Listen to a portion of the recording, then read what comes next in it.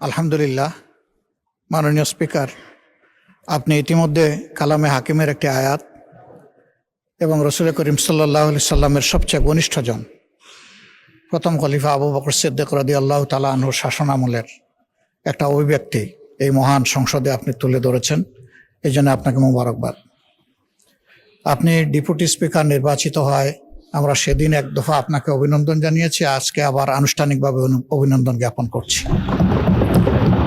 ধন্যবাদ। আপনি আজকে যে মনোভাব এখানে ব্যক্ত করেছেন আপনার বক্তব্যের মধ্য দিয়ে, আসলে বাংলাদেশের জনগণ এটাই কামনা করে, যেই সংসদ দেশের সকল কর্মকাণ্ডের কেন্দ্রবিন্দুতে পরিণত হোক এবং এই চেয়ারটি অত্যন্ত গুরুত্বপূর্ণ ইনসাফের একটি চেয়ার।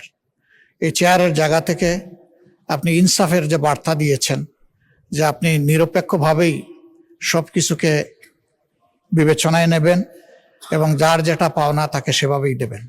তো আমি আরেকবার অভিনন্দন জানাই আপনার এই মনোভাবের জন্য। আমরা আপনাকে আশ্বস্ত করছি, আপনার দায়িত্ব পালনকালীন সময়ে আমাদের পক্ষ থেকে আপনার নেওয়া সঙ্গত সকল পদক্ষেপে আমরা সহযোগিতা করে যাব ইনশাআল্লাহ। আবার আপনি সহযোগিতা চেয়েছেন, মানুষ হিসাবে ভুল যে কেউ করতে পারে। আপনার এই চেয়ারের জায়গা থেকেও যদি এরকম কিছু হয়ে যায়, আমরা যেন আপনাকে শুধরে দিয়ে সহযোগিতা করি। এ দায়িত্ব আমরা নির্দ্বিধায় নিঃসংকোচে পালন করব ইনশাআল্লাহ। ধন্যবাদ।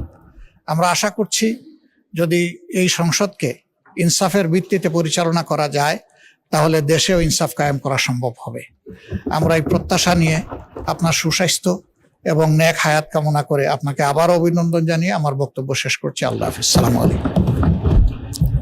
ধন্যবাদ মাননীয় বিরোধী দলের নেতা। ধন্যবাদ।